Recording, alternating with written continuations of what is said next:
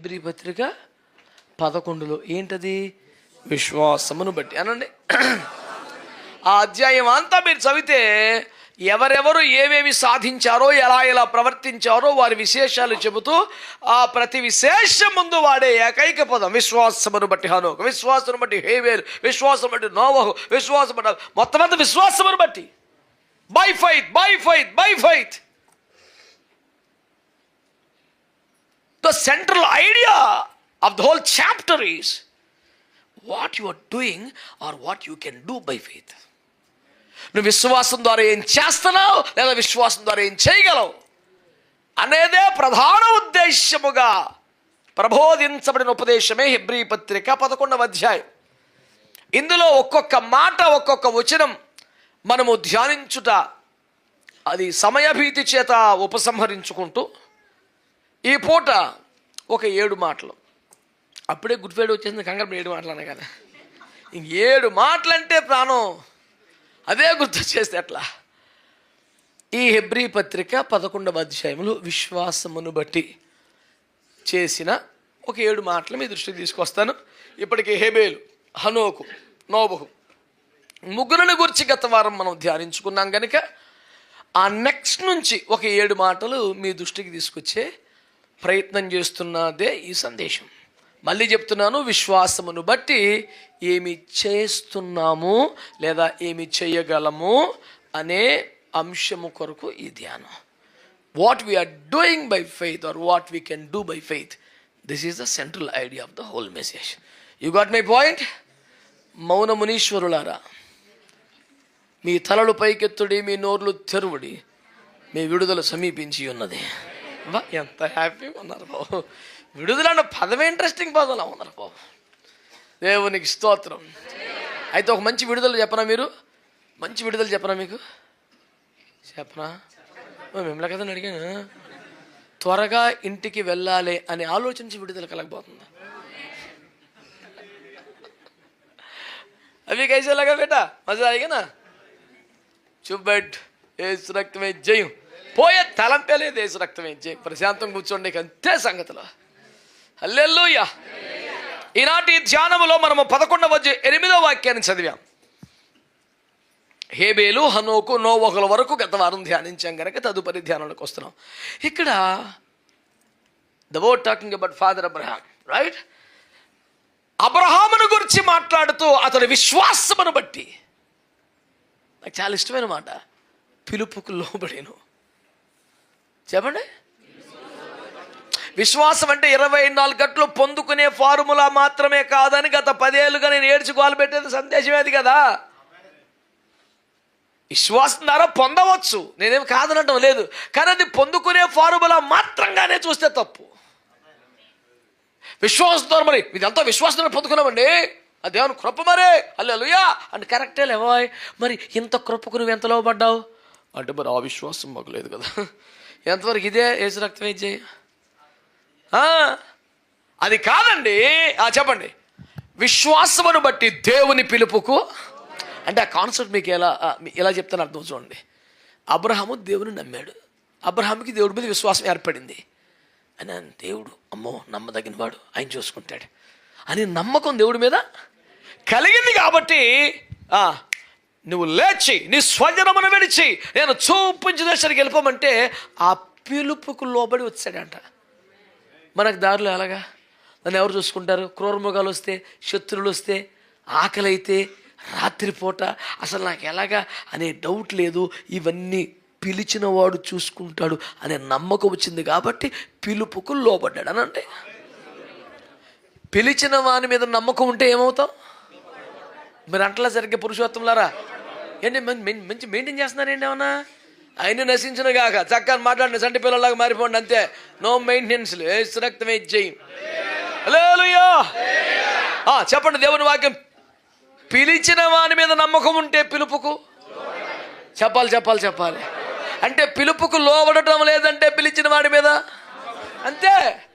నాకు కూడా సభ పిలుపు ఉందండి, దేవుడు నన్ను పిలిచాడండి, వాళ్ళు సోర్ల దేవుని వాక్యం ద్వారా మాట్లాడాడు, దైవజనుల ద్వారా మాట్లాడాడు, ప్రవచన రీతిగా మాట్లాడాడు, దర్శన రీతిగా మాట్లాడాడు. మరి ఎందుకు లోపం లేదంటే లోపడకపోవటం కాదండి, కొన్ని పరిస్థితులను బట్టి మరి ఆ విధంగా అంటాడు. ఆడికి అసలు ఆయన మీద నమ్మకం కుదరలా. నమ్మకం కుదురుతాడు, ఎంతసేపు చేయడు.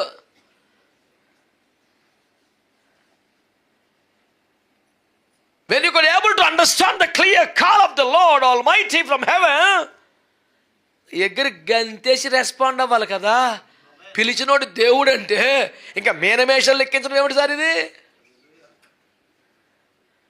ఒక మంచి భక్తుడు పాట రాస్తాడు, ఏమంటాడు తెలుసా? మానవుని జీవితమునకు విలువ ఇంత ఉందా అని నీ పిలుపులని తెలిసింది అంటాడు. నువ్వేంటి మహాదేవుడు మట్టి మనిషిని పిలవటం ఏంటి అసలు? నీ చేత పిలువబడే స్థాయి నాకుందా? సారీ, బతుకిదే పెద్ద రేంజ్, బేబచ్చగా ఫీల్ అయిపోతాను. దీన్ని మీకు సింపుల్గా అర్థం అవుతారు. గతంలో చెప్పిన మాట మళ్ళీ చెప్తున్నాను. ప్రధానమంత్రి కుమారుడి వివాహం అనుకో, కాకి ద్వారా మనం కబురు అందిన మనం వివివిఐపి కింద లెక్కే. కాకి ద్వారా అందితే ప్రధాని ప్రిన్సిపల్ సెక్రటరీ వస్తే హల్లెలూయా. ప్రధానమంత్రి కార్యాలయంలో ఉన్న అఫీషియల్గా మనకు పోస్టు పడితే అస్సలు బేబత్సం. ప్రధానమంత్రి కుటుంబ సభ్యులు ఫోన్ చేసి మాట్లాడితే అసలు ప్రధానమంత్రి గారే స్వయంగా దారికి వెళ్తా మింటు ముందు కారేపోయి నాన్న రేపు బాబు పిల్లలు తప్పకుండా రారా అన్నాడు. కల్లెల్లోయ కాలికి బల్పం కట్టుకుని నడుచుకుంటూ వెళ్ళిపోవా. ప్రధానమంత్రి పిలిచాడు స్వయంగా నన్ను అంటే. ప్రధానమంత్రి మనల్ని పిలిచాడంటే మనకు ఒక వాల్యూ ఉన్నట్టే కాదా? మనకు ఒక రేంజ్ భూమి మీద ఉన్నట్టే కాదా? మరి దేవాదేవుడు పిలిస్తే దూతల కెపాసిటీ లేదా? దూతలు పరిశుద్ధులు కాదా? మాట్లాడరేమండి? దూతలు ఎప్పుడు ఎక్కడ వాడబడలేదా? దూతల్లో వర్తమానికులు లేరా? దూతల్లో ఆరాధికులు లేరా? దూతల్లో యోధులు లేరా? వాళ్ళని పక్కన పెట్టి మీరు కొనరా అని కదా మనకు అవకాశం ఇస్తాం. వీళ్ళు సరిగ్గా చేస్తలేదని చెప్పేసి రీప్లేస్మెంట్గా మనల్ని వేసుకొచ్చిన మూమెంట్ ఏం కాదు. దేవదూతలకును లేని దివ్యమైన సేవ వాళ్ళకి లేవా? ఛాన్స్ ఇవ్వలేదు. వాళ్ళు మీరు ఎంతవరకు ఇక్కడ లోకల్గా ఆరాధన చేసుకోండి, అది వాళ్ళకి ఇచ్చాను భూమి మీద సేవ అంత అన్నాడు. దూతలు చేయని నీ దివ్య సేవను ధూళినైన నాకు చేయ కృపని. ఈ బ్యాచ్ వాళ్ళు ఇద్దరు ముగ్గురు ఉన్నారు. అంతా లేటెస్ట్ సంగీత హోరే పెద్ద పాటలు మర్చిపోతున్నారండి బాబు. నేను పంప తీసుకున్నా దూపార్తి చేపటినే నేను 5వ తరగతిలో ఉన్నప్పుడు వచ్చిన పాట ఇది. ఇయాల్టిది కాదు. దేవునికి స్తోత్రం కలుగును గాక. హల్లెలూయా. దేవునికి స్తోత్రం కలుగును గాక. మరి దేవుడు రక్షణ పొందమని పిలిచినా, సేవ చేయమని పిలిచినా, సన్నిధికి రమ్మని పిలిచినా, నువ్వు ఏదైనా ఒక పిలుపు దేవుని వద్దకు నీకు వచ్చిందంటే నువ్వు దాన్ని గౌరవంగా ఎంచాలిగా. నన్ను పిలిచాడు దేవుడు అని ఫీల్ అయిపోవాలి అసలు ఒక రకంగా నువ్వు. మరి ఎందుకునండి దేవుని సేవ పిలిపే వస్తుందండి, ఏడు ముఖం పెట్టి మాడతామంటారా? మహాభాగ్యం కదండి బాబు. ఎగిరి గంతేసి దేవునికి స్తోత్రం కలుగు. దాని విలువ అర్థమైనది కాబట్టి రిజైన్లు చేశారు సార్ పెద్దోళ్ళు. ఆస్తులు వదిలేసుకున్నారండి. రే నువ్వు ఆ సేవకుగా నిలితే ఏసు రక్తం జయం, నీకు చిల్లు ఎవరు రాదంటే అదలబా నీ చిల్లుగా ఎవరికి కావాలా అని వచ్చేసారండి. ఎందుకంటే దేవుడు పిలిచాడు. ఇప్పుడు మిషనరీస్ అందరూ ఇండియాకి ఎందుకు వచ్చారండి? ఎవడైనా సుఖపడి వచ్చేసి చచ్చిపోయారు. ఎక్కడ సుఖమైన జీవితాలు వదులుకొచ్చి కష్టపడి చచ్చిపోయారు కదా, చాలా బాధలు పడి చచ్చిపోయారు కదా. ఆ పిలుపుని మహా గౌరవంగా భావించారు. ఆమేన్. ఆ పిలుపు కష్టంగా ఉన్నా దానికి ఏమయ్యారు? లోబడిపోయారు. నువ్వు అందరిని విడిచి లోబడిపోయారు, స్వజనం విడిచి లోబడిపోయారు, ఇప్పుడే లేచి లోబడిపోయారు, చూపించేదాకా వెళ్తానే ఉండు లోబడిపోయారు. దీన్ని బట్టి అండి వాళ్ళకి ఏదో క్యాలిక్యులేషన్ ఉండదు, ఏమీ లేదు. విశ్వాసం ప్రస్తుతం చేస్తున్నప్పుడు ఒక 25,000 వస్తుందండి. కానీ మరి ఇందులోకి వస్తే ఇంకా నీ క్యాలిక్యులేషన్లు మండిపోని దేన్ని బట్టి వస్తావు నువ్వు?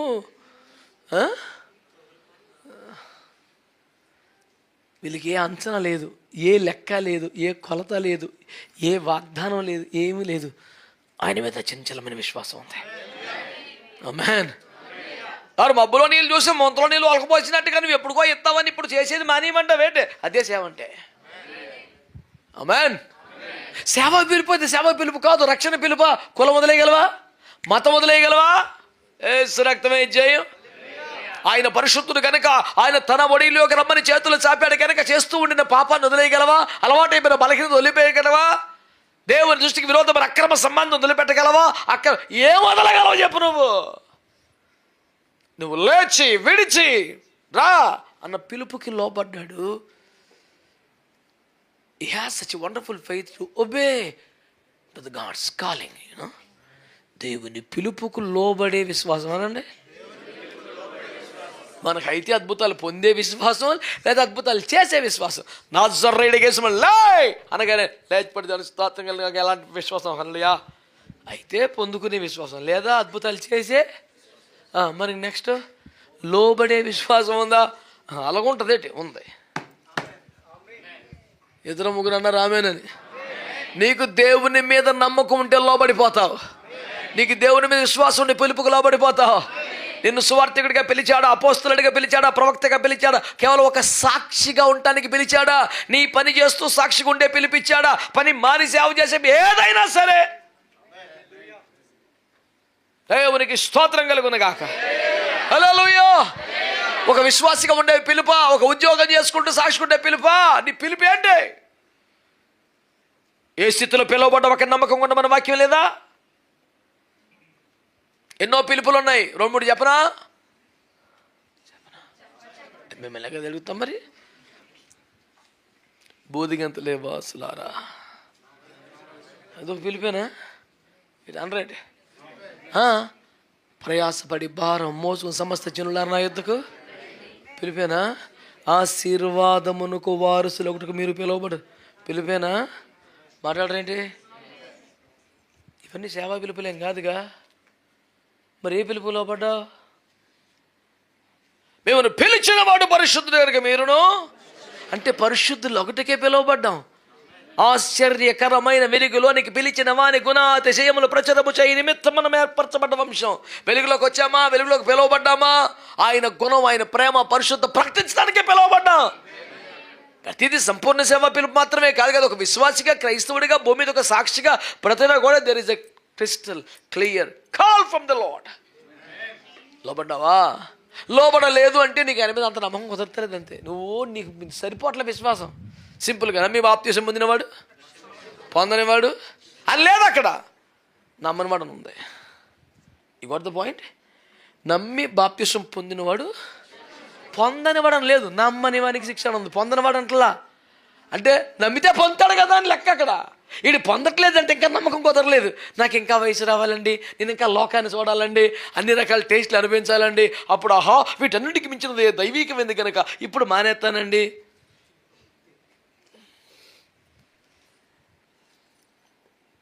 దైవజనులు డిఎల్ మూడీ గారి పేరు మీద చెప్తారు ఆ సాక్ష్యాన్ని. ఆ కాలంలో అద్భుతమైన మహాందాల నటి దగ్గరికి వెళ్ళినట్టు సువార్త చెప్పడానికి. ఆమె 5 minutes అపాయింట్మెంట్ ఇచ్చింది. మహా బిజీ అంట.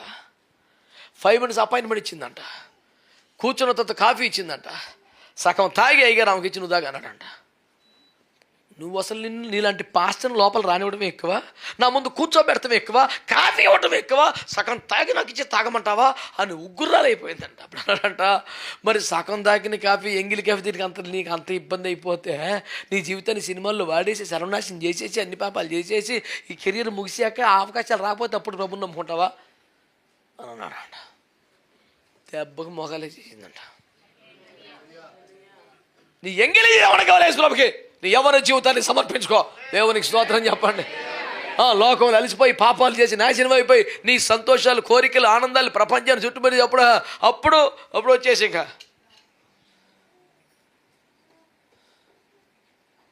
ఎంతకాలం ఏదో కృపలో కాచిన దేవా. ఇప్పుడు నువ్వే కాయా. ఇంతకాలం కాసావు కాబట్టి ఇప్పుడు నేను చేస్తానా? టైం అయిపోతుంది పిల్లలారా. ప్రభు కొరకు సాక్షిగా జీవించారా? అన్ని జనుల మధ్యలో సాక్ష్యం చెప్పారా? బంధుమిత్రుల మధ్యలో సాక్ష్యం చెప్పారా? నీ బ్రతుకు ఒక సాక్ష్యంగా కనబడిందా? విశ్వాసం నిరూపించబడిందా? దేవుడు నీకు ఇచ్చిన వాక్యపు పిలుపులు ప్రతి ఆదివారం ఏదో ఒక ఉన్నతమైన పిలుపుతో నిన్ను పిలుస్తూనే ఉన్నాడు. ఆ పిలుపుకు లోబడ్డావా? నీకు సరైన విశ్వాసవి కాదు. లేకపోతే తను విపరీతంగా సవాలు చేస్తున్నమాట. అబ్రహాము విశ్వాసం బట్టి పిలుపుకు లోబడ్డాడు. ఆ మాట ఎంత గొప్పగా ఉందండి.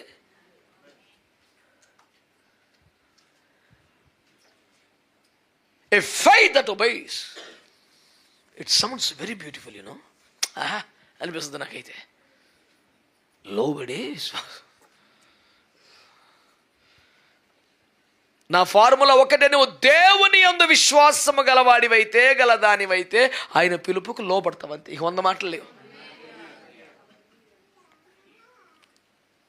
If you are not obeying, that means you are not trusting the Lord's faithfulness. అంత విశ్వాసం ఇంకా రాలేదండి.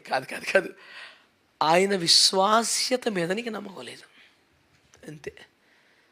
మరి పాస్టర్ ఎలాగ రెచ్చగొట్టేస్తారు. ఉన్న ఉద్యోగం మేనేజ్ చేసి కానీ అందరిని బంధుమిత్రులు కాదని వచ్చేస్తే రేపు తెప్పలు వస్తే నిప్పు నీరు పుట్టదు. నీకు నిప్పు నీరే కావాలి. ఏసు రక్తం ఎందుకని అన్నాడు. ఇంకా నిప్పు తగిలేసుకుంటాకే నీరు చేతులు కడిగేసుకుంటాక లాస్ట్లోని.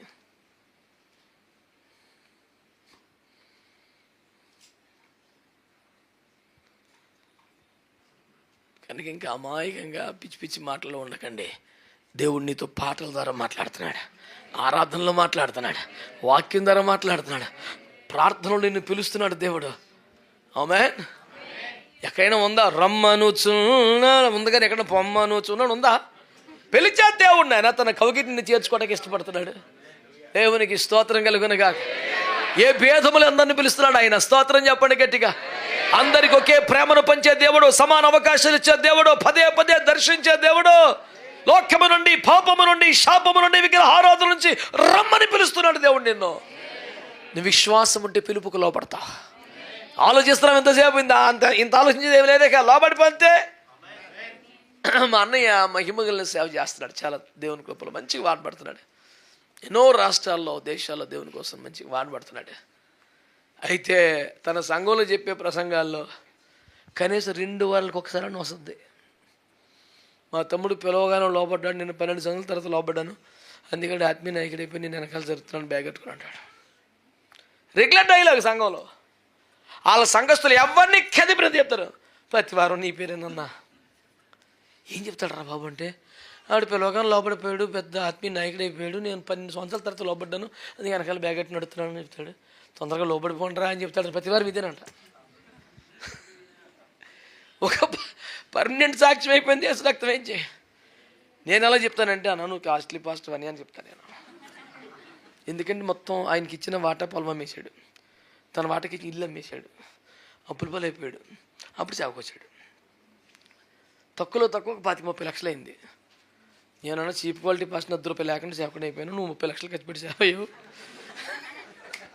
నువ్వు చాలా కాస్ట్లీ పాస్టర్ అంటుండా ఊరుకోరా బాబు నన్ను. ఇంక ఇప్పటికే కమ్మగా చెప్పాడు దేవుడు. నాతో మాట్లాడితే నేను చెప్పా. పెళ్ళైన 2-3 వారాలు 1 ఇయర్ కరెక్ట్గా అతను పిలిచి 2 చేతులు నెత్తి మీద వేసి ప్రార్థన చేసి దేవుడిని సేవ పిలుస్తున్నాడని అతనికి సేవ చేసేయని చెప్తే వెళ్ళిపోయి ఉద్యోగాలు జాయిన్ అయిపోయాడు, వ్యాపారం పెట్టేశాడు. మనం ఒక బిజినెస్ పెడితే 10 మందికి మనం ఎంప్లాయ్మెంట్ ఇవ్వచ్చు అని పెద్ద పెట్టి హోటల్ ఎమరాల్డ్ అడే రక్తమే చేయం మాకు అందరూ వా అని వాళ్ళందరూ మొత్తం లాస్ వచ్చేసింది. పరిశోధింపజాలని అద్భుత కార్యాలు ఒకటి మా వాడు వ్యాపారం లాస్ అవటం. ఎక్కడ దెబ్బతింది, ఎందుకు లాస్ వచ్చింది ఎవరికి అంత శకల. అందరూ సూపర్ టాక్. అసలు అబ్బా అసలు హోటల్ అంటే మాటిని కదా అబ్బా మొత్తం లాసు. ఏమనుకోకుండా తేడవుతే యేసుప్రభువే లాస్ చేస్తాడు.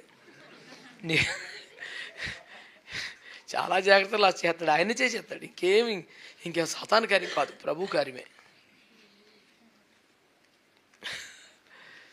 అందుకే నేను సందర్భం చెప్పడం, నేనేమో ఈ రూట్లో చెప్తుంటాను, మా వాడేమో ఆ రూట్లో చెప్తుంటాడు. నేనేమో చీప్ భాష 10 రూపాయలు ఖర్చు లేకుండా భాష ఇప్పుడు మా వాడు చాలా కాస్ట్లీ 30 లక్షలు పెట్టాడు. కనుక నిన్ను ఏ పిలుపు అనేది సువార్థికుడి పిలుపు, ఒక సాక్షిగా ఉంటాకి పిలిచాడో, ఒక విశ్వాసిగా ఉంటూ పిలిచాడో, ఎస్తేరులాగా అంతఃపురం నుండి కార్యాలు చేయడానికి పిలిచాడో, మొర్దెకైలాగా ఏలుబడి చేయడానికి నేను పిలిచాడో, ఎక్కడ పిలిచాడో ఒక పిలుపు అయితే నీకుంది. దేవుని పిలుపుకు నువ్వు లోబట్టం లేదంటే నీకు సరిగ్గా నమ్మకం కుదరదు. 100 కారణాలు చెప్పగా నువ్వు లోబడితే లోబడలేదు మానిపడి మనకి మన లాజిక్లు రీజన్లు. అందుకని మా పిల్లగాళ్ళకి అర్థం కావాలని ఏదో రీజన్లు అందరూ చెప్పే వాళ్ళకి సరదా గుమ్మం దగ్గరికి వచ్చి మర్యాద సంస్కారంగా ఉంటుంది. ఎక్స్క్యూజ్ మీ అంటారు కదా. ఊరికే నేను ఆడికి కొంచెం ఆవేశం, నో ఎక్స్క్యూజెస్ అంటాను. తుల్లిపడిపోతాయి బాబాయ్ అన్న అలా కదనా. ఎక్కడన్నా గుమ్మం దగ్గరికి వచ్చి ఎక్కడ అన్న ఎక్స్క్యూజ్ నో ఎక్స్క్యూజెస్, అయ్యో బాగా అలా కదన్నా అంటే ఎక్స్క్యూజెస్ని మనం సాకులు అనే భావనలో కూడా వాడతాం. ఆడు ఈ రూట్లో చెప్తాడు, నేను ఆ రూట్లో చెప్తాం. ఎవడు అడుకుంది దేశ రక్తం ఏం చేయం.